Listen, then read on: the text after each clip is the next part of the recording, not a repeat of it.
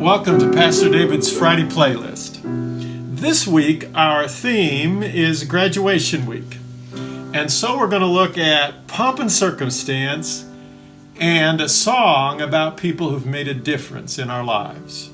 One of the best known pomp and circumstance songs is Pomp and Circumstance by Edward Elgar. Pomp and Circumstance Marches, that's the full title for Pomp and Circumstance Military Marches, Opus 39, are a series of 6 marches for orchestra composed by the British Sir Edward Elgar. The first 4 were published between 1901 and 1907 when Elgar was in his 40s and extraordinarily popular in his native England.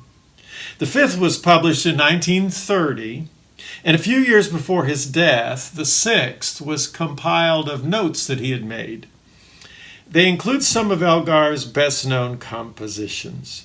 The title, Pomp and Circumstance, comes from Act 3, Scene 3 of Shakespeare's play Othello.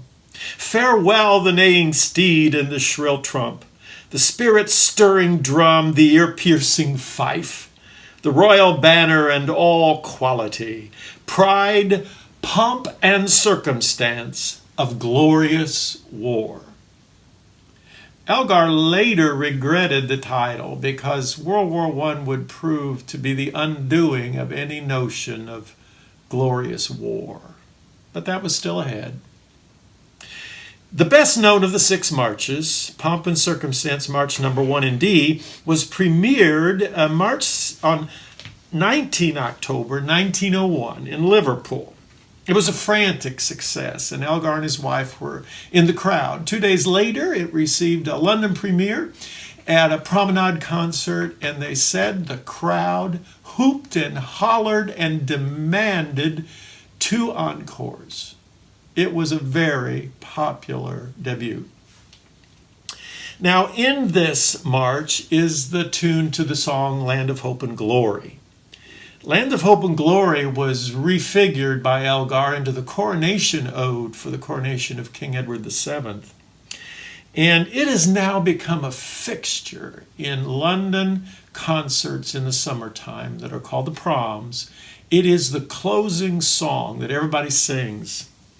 Land of Hope and Glory, the words go like this. Land of Hope and Glory, mother of the free, how shall we extol thee who are born of thee? Wider still and wider shall thy bounds be set. God who made thee mighty, make thee mightier yet. God who made thee mighty, make thee mightier yet.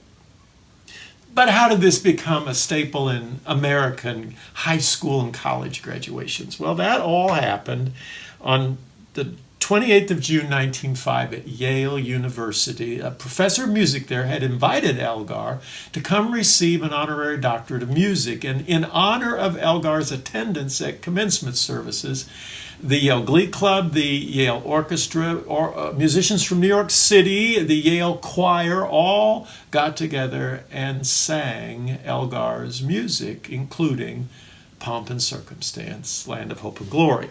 From there, it just exploded all over the United States, Canada, and even the Philippines, which was part of the United States back then.